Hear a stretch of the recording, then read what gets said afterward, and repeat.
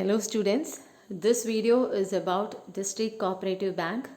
In the previous video, we have discussed many factors related with District Cooperative Bank like the history of the bank, then what is the area of operation, what is the sources of fund these banks have, what are the objectives of these DCBs, and many other members who constitute the DCBs in a district.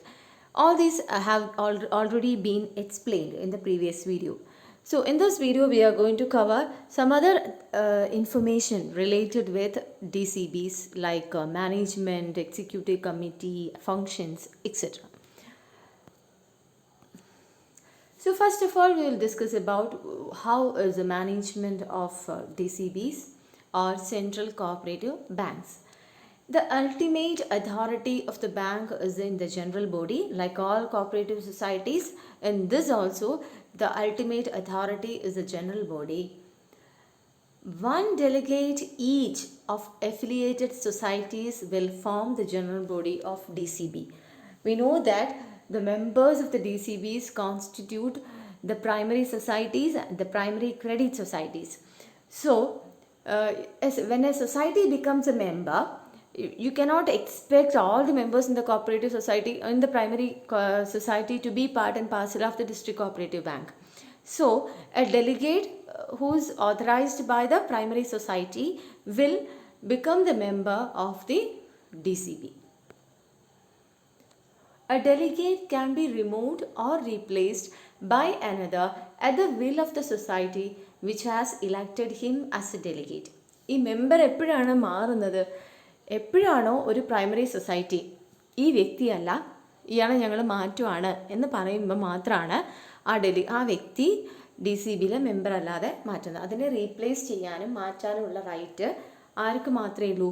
Primary സൊസൈറ്റീസിന് മാത്രമേ ഉള്ളൂ. This is related with the management of DCBs. Now, how is the board of management constituted, or who are the members in the board of management? It consists of 3 categories of members. 3 categories of members ആണ് board of management ഉള്ളത്. One is delegate from the member society at the rate of at least 1 per taluk. അങ്ങനെയാണ് എല്ലാ മെമ്പേഴ്സും, അതായത് ഓരോ സൊസൈറ്റിയിലുള്ള മെമ്പറും board of മാനേജ്മെൻറ്റിൽ വരുന്നില്ല. ഒരു താലൂക്കിൽ, ഇപ്പോൾ ഒരു ജില്ലയിൽ ചിലപ്പോൾ 2-3 താലൂക്കുകൾ ഉണ്ടാകും, മാക്സിമം 3 താലൂക്കൊക്കെയാണ് ഓരോ ജില്ലയിൽ ഉണ്ടാവുക. അപ്പോൾ ആ ഓരോ താലൂക്കിലുള്ള കോപ്പറേറ്റീവ്സിൻ്റെ ഇടയിൽ നിന്ന് ഒരാൾ, അതാണ് delegates from the member societies at the rate of at least 1 per taluk. Then 2 government nominees. Board of മാനേജ്മെൻറ്റിൽ പിന്നെ ഉണ്ടാവുക 2 ഗവൺമെൻറ് നോമിനീസാണ്. പിന്നെ 1 nominee of Kerala state cooperative bank. ഞാൻ പറഞ്ഞു ഈ ക്രെഡിറ്റ് സ്ട്രക്ചറിൽ, കോപ്പറേറ്റീവ് ക്രെഡിറ്റ് സ്ട്രക്ചറിൽ 3 ടയർ സ്ട്രക്ചറാണ്. അതിൽ ഏറ്റവും എപ്പെക്സ് ഇൻസ്റ്റിറ്റ്യൂഷനാണ് കേരള സ്റ്റേറ്റ് കോപ്പറേറ്റീവ് ബാങ്ക് എന്ന് പറയുന്ന സ്റ്റേറ്റ് കോപ്പറേറ്റീവ് ബാങ്ക്. അപ്പോൾ അന്ന് ബാങ്കിൻ്റെ നോമിനി. അപ്പോൾ ഒരു താലൂക്കിൽ നിന്ന് മിനിമം ഒരു മെമ്പർ എന്ന രീതിയിൽ ഡെലിഗേറ്റ്സ് ഫ്രം മെമ്പർ സൊസൈറ്റീസ് മിനിമമാണ് 1. പിന്നെ 2 ഗവൺമെൻറ് നോമിനീസ്, പിന്നെ ഒരു nominee of Kerala state cooperative bank. കേരളത്തിൻ്റെ കാര്യത്തിൽ അങ്ങനെ, അല്ലെങ്കിൽ കേരളത്തിന് പുറത്തുള്ള കാര്യമാണെങ്കിൽ ഇനി member from the state cooperative bank, ഏതാണോ സ്റ്റേറ്റ് അതിനനുസരിച്ച്. The term of office of the board of management is 3 years. 3 വർഷമാണ് ഇങ്ങനെ എലക്ട് ചെയ്യുന്ന, ഇങ്ങനെ കണ്ടെത്തുന്ന ഒരു ബോർഡിൻ്റെ കാലാവധി എന്ന് പറയുന്നത് 3 വർഷമാണ്. Okay, next we will discuss about the executive committee. For prompt functioning, the Board of Management delegates some of its powers and functions to an executive committee consisting of 5 members. 5 members ആണ് executive കമ്മിറ്റിയിൽ ഉണ്ടാവുക. ഏതൊക്കെയാണ് 5 members? President, Vice President, 2 elected members of the board and 1 representative of State Cooperative Bank. ഇങ്ങനെ 5 പേരടങ്ങുന്ന ഒരു executive committee form ചെയ്തിട്ട് ഈ കമ്മിറ്റിയാണ് ഈ ഡേ ടു ഡേ ആക്ടിവിറ്റീസൊക്കെ ഡീൽ ചെയ്യുന്നത്. അതായത് ബോർഡ് ഓഫ് മാനേജ്മെൻറ്റ് തൊട്ട് താഴെയായിട്ട്. The general manager is a chief executive of the bank and he's responsible for the day to day administration of the bank. അപ്പോൾ ചീഫ് എക്സിക്യൂട്ടീവ് എന്ന് പറയുന്നത് general മാനേജറാണ്. That person is responsible for the day to day administration of the bank. Okay, now we will discuss about how the profits of DCBs are being distributed. We know that it's not an easy task for a cooperative to distribute its disposal of surplus is always a concern, and it has certain norms to be followed. So in the same way, the central cooperative banks also should follow certain rules for distributing its profit. എന്തൊക്കെയാണെന്ന് നോക്കാം. 25% of net profit to reserve fund. A DCB should transfer 25% of its profits to the reserve fund. Then 5% needs to be 5% subject to a maximum of rupees 60,000. അങ്ങനെ ഒരു maximum ഉണ്ട് of net profit to cooperative education fund. അപ്പോൾ 5% എന്തിനു വേണ്ടിയാണ് ചിലവാക്കേണ്ടത്? Education ഫണ്ടിലേക്കാണ് മാറ്റേണ്ടത്. അവിടെ ഒരു maximum ceiling ഉണ്ട് 60,000. Then 5% of net profits to the professional education fund. ഈ പ്രൊഫഷണൽ എഡ്യൂക്കേഷൻ ഫണ്ടിലേക്ക് 5% മാറ്റണം. 10% of the net profits to cooperative member relief fund subject to a maximum of rupees 1 lakh.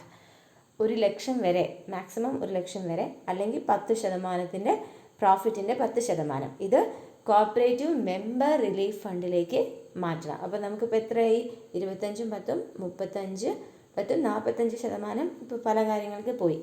7% of net profits to agriculture credit stabilization fund.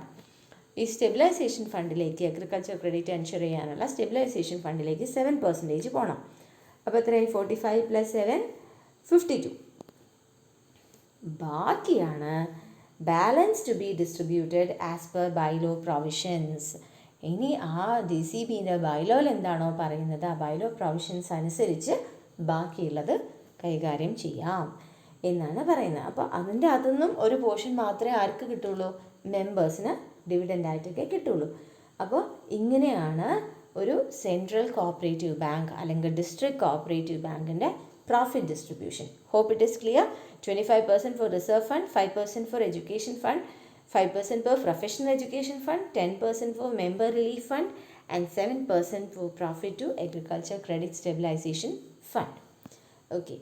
Next is about the functions of DCBs. ഫങ്ഷൻസിനെ നമ്മൾ കുറച്ച് classifications നടത്താണ്. Lending ഫങ്ഷൻസിനകത്ത് loans to credit cooperative societies, അതിൻ്റെ അകത്ത് എന്തെല്ലാം കൊടുക്കുന്നു? Short term agricultural loan under crop loan system, അത് പ്രൊവൈഡ് ചെയ്യുക എന്നുള്ളതാണ് ഒരു function. Then to provide medium term loans for installation of pump sets, soil conservation, purchase of milch animals, കറവ പശുക്കൾ, അങ്ങനെയല്ല മിൽച്ച് ആനിമൽസ് എന്ന് പറയുന്നത് അതാണ്. ഇവർക്കൊക്കെ ഇതിനു വേണ്ടി മീഡിയം ടേം ലോൺസ് കൊടുക്കുകയാണ്. പിന്നെ medium term and long term scheme loans such as rubber development, pepper development, coconut development etcetera, ഇതിനൊക്കെയുള്ള scheme loans, medium term long term ആയിട്ടുള്ള സ്കീം ലോൺസ് പ്രൊവൈഡ് ചെയ്യാം. Then non agricultural short term and medium term loans, കൃഷിക്ക് മാത്രമുള്ളതല്ല, non agriculture short term and medium term loans are also provided by DCBs. Then industrial loans under IDBI scheme, IDBIൻ്റെ industrial development bank of India ആണ് IDBIൻ്റെ scheme പ്രകാരമുള്ള industrial loans provide ചെയ്യാം. Then fertiliser loans for conducting manure depots, ഫെർട്ടിലൈസേഴ്സിന് ആവശ്യമായിട്ടുള്ള manure depot ഉണ്ടാക്കാനുള്ള loans കൊടുക്കാം. Then cash credit for the procurement and supply of ration and controlled goods. റേഷനും controlled ഗുഡ്സിൻ്റെ പ്രൊക്യൂർമെൻറ്റിന് വേണ്ടിയിട്ട് ക്യാഷ് ക്രെഡിറ്റ് ഫെസിലിറ്റി കൊടുക്കാം. Then special cash credit for conducting festival markets, ചന്തകൾ നടത്താൻ വേണ്ടിയിട്ട് സ്പെഷ്യൽ ക്യാഷ് ക്രെഡിറ്റ്സ് കൊടുക്കാം. Then financial assistance for issuing gold ലോണിനുള്ള ഫിനാൻഷ്യൽ അസിസ്റ്റൻസ് കൊടുക്കാം. ഇത്രയാണ് ക്രെഡിറ്റ് ഫെസിലിറ്റി, ലെൻഡിങ് ആക്ടിവിറ്റി ആയിട്ട് ബന്ധപ്പെട്ടിട്ടുള്ള ഫങ്ഷൻസ്. ഇത് നിങ്ങൾക്ക് ഇതെല്ലാം ഇതേപോലെ പഠിച്ചെഴുതണമെന്നല്ല, യു ക്യാൻ ഗസ് ഔട്ട്. ഇതൊന്ന് കേട്ട് കഴിഞ്ഞാൽ തന്നെ you will be understanding what are the functions of DCBs, and then on the base of that you can write on your own. Lending functions ഉണ്ട്. അപ്പോൾ എന്തൊക്കെ തരം ലോൺസ് ആണ് കൊടുക്കുന്നത്, അതിൽ ലോങ് ടേം ലോൺ വരുന്നത് എന്തിൻ്റെ അകത്താണ്, അങ്ങനെ ഇമ്പോർട്ടൻ്റ് ആയിട്ടുള്ള സാധനങ്ങൾ മാത്രം ഒന്ന് ഓർത്ത് വെച്ചാൽ മതി. Then another area is help to other types of cooperatives. ഇപ്പം നമ്മൾ ക്രെഡിറ്റ് കോപ്പറേറ്റീവ്സിന് കൊടുക്കുന്ന സാധനങ്ങളാണല്ലോ നമ്മൾ ഡിസ്കസ് ചെയ്തത്.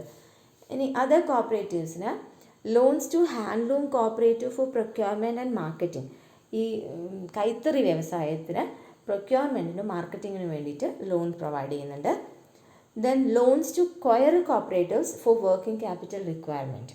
ഈ കൊയർ ഉൽപ്പന്നങ്ങൾ ഉണ്ടാക്കാൻ വേണ്ടിയിട്ട്, അതായത് ചകിരി കൊണ്ടുള്ള കൊയർ ഉൽപ്പന്നങ്ങൾ ഉണ്ടാക്കാൻ വേണ്ടിയിട്ട് അവർക്ക്, നിങ്ങൾ ചകിരി എന്നാണോ പറയാൻ എനിക്കറിയില്ല, തൊണ്ട് okay. Then cash credit to consumer cooperative for the consumer business. Consumer കോപ്പറേറ്റീവ്സിന് അവരുടെ ബിസിനസ്സിന് വേണ്ടിയിട്ട് ക്യാഷ് ക്രെഡിറ്റ് പ്രൊവൈഡ് ചെയ്യാം.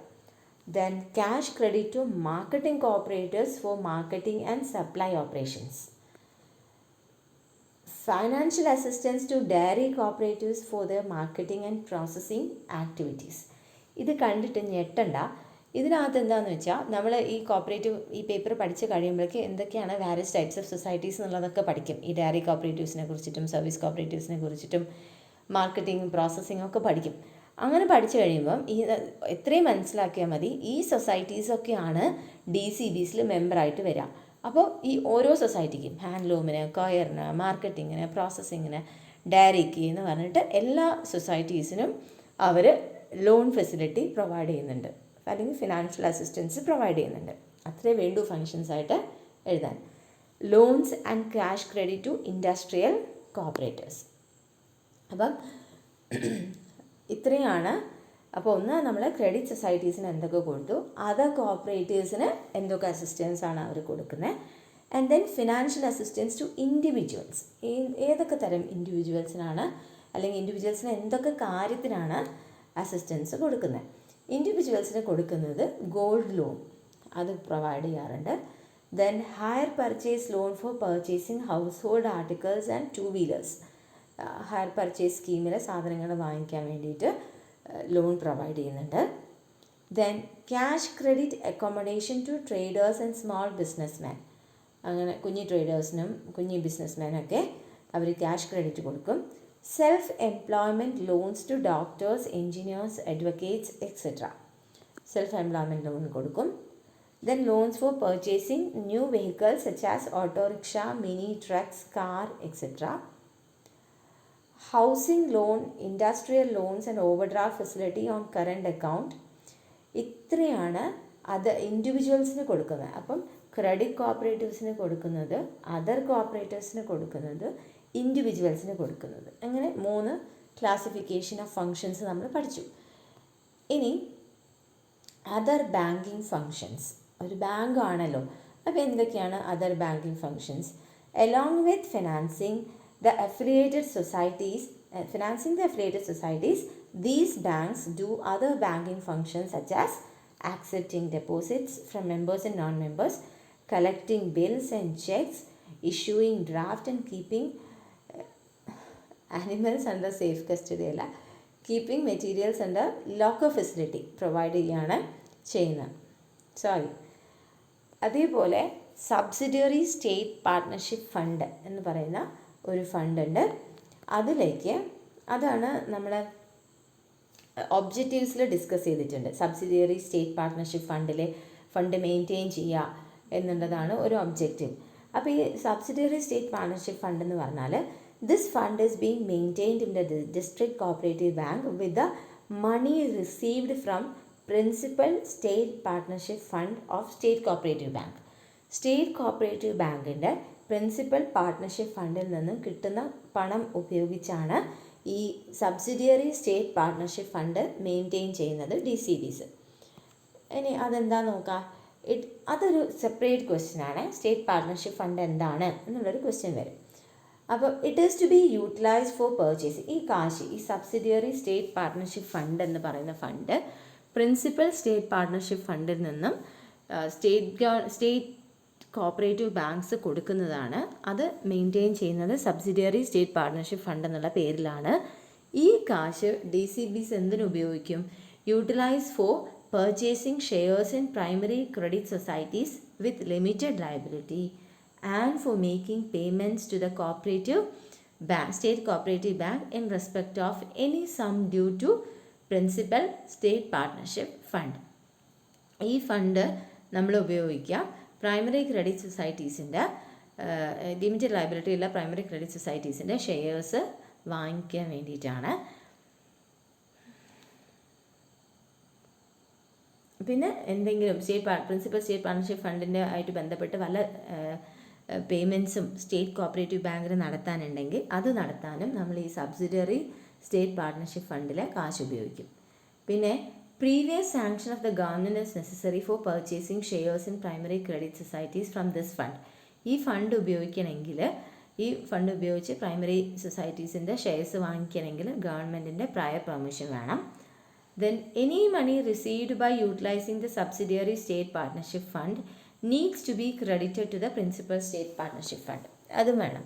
അതായത് സബ്സിഡിയറി സ്റ്റേറ്റ് പാർട്ട്ണർഷിപ്പ് ഫണ്ട് ഉപയോഗിച്ച് നിങ്ങൾ വല്ല ഇൻവെസ്റ്റ്മെൻറ്റ് നടത്തി, ഇപ്പോൾ ഷെയർസ് വാങ്ങിച്ചു, അതിൻ്റെ അകത്തുനിന്ന് നിങ്ങൾക്ക് ലാഭം കിട്ടിയാൽ ആ ലാഭം എവിടേക്ക് ട്രാൻസ്ഫർ ചെയ്യണം? Should be credited to principal state partnership fund. ഇത്രയാണ് നമുക്ക് DCBസിനെ കുറിച്ച് പറയാനുള്ളത്. ഇനി അടുത്ത വീഡിയോയിൽ എന്താണ് what is the significance of this middle tier system in the cooperative credit structure, എന്തൊക്കെ പ്രോബ്ലംസ് ആണ് DCBs ഫേസ് ചെയ്യുന്നത്, അതും കൂടെ കഴിഞ്ഞാൽ നമ്മുടെ DCBസിനെ കുറിച്ചുള്ള പോർഷനും കൂടെ തീരായി.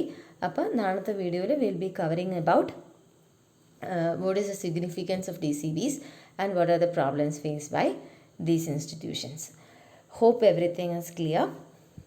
കൃത്യമായിട്ട് നോട്ട്സ് ഉണ്ടാക്കി വയ്ക്കാം, എന്നിട്ട് പഠിച്ച് തുടങ്ങാം. കാരണം you cannot expect classes to be, ഇപ്പോൾ ഓണം വരെ എന്ന് പറയുന്നു, ഇനി ഓണം കഴിഞ്ഞാലും we are expecting wide spread കോവിഡിൻ്റെ കേസസിനൊരു വലിയ സ്പ്രെഡ് നമ്മൾ പ്രതീക്ഷിക്കുന്നുണ്ട്. Because people are not behaving as they should or as they ought to. അപ്പോൾ അതുകൊണ്ട് be safe, stay safe, remain at home. അത്ര അത്യാവശ്യം ഉണ്ടെങ്കിൽ മാത്രം പുറത്തിറങ്ങുക. Thank you children, thank U.